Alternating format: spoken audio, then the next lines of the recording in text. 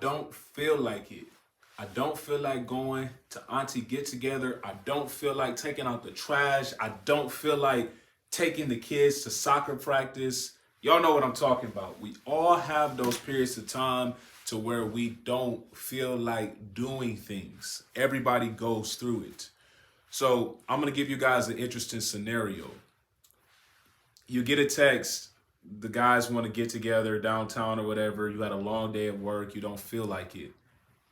Let's change that and say you get a text saying that there's now free tickets to see one of your favorite artists perform downtown tonight.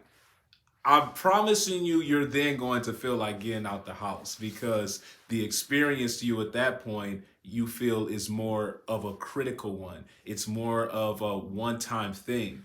So we often can sometimes take for granted, the people in our everyday lives because we feel that they're just always going to be there and there isn't that same exclusivity. Because if I'm going out with the guys every weekend, what's one weekend and not going?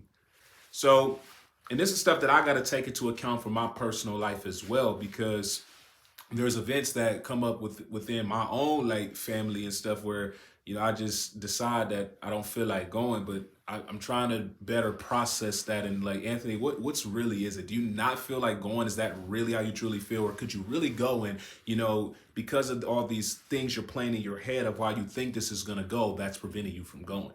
And for a lot of us, that's what it is for the things that we don't feel like.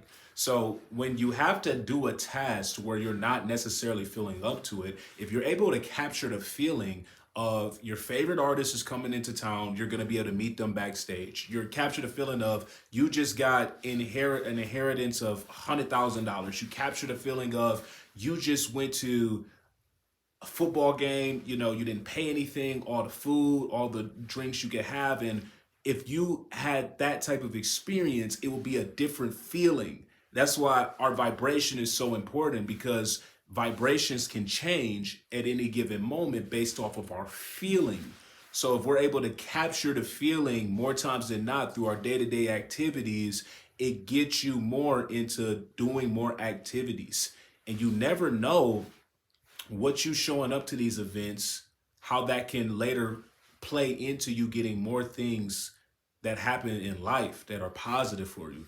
And I'm not saying that you should pull up to everything, because that's not what I'm saying. If you're really not in the energy for something, 9 times out of 10, I would recommend you don't go. But what I'm saying is you got to ask yourself, is it really the energy, or do you think that you're creating this type of energy that's going to be there? And that really is what the game is of if we feel like doing something or not doing something. That's more of a family or like, event type of thing. But even stuff where it could be as simple as taking the trash out. You don't know what taking the trash out, what benefit that can have for you at some future present moment. We don't see all these type of things lining up, picking up the dog poop, whatever it is, us just pushing through to do what we have to do. That is the dream. And that's what I learned from Kobe Bryant.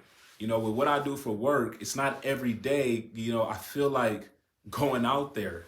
However, I know what my dream is. And I'm going to push through whatever feeling that is, because I'm going to be able to capture the excitement again of being able to know that, hey, I am a day closer to getting that Rapid Blue C8 Corvette.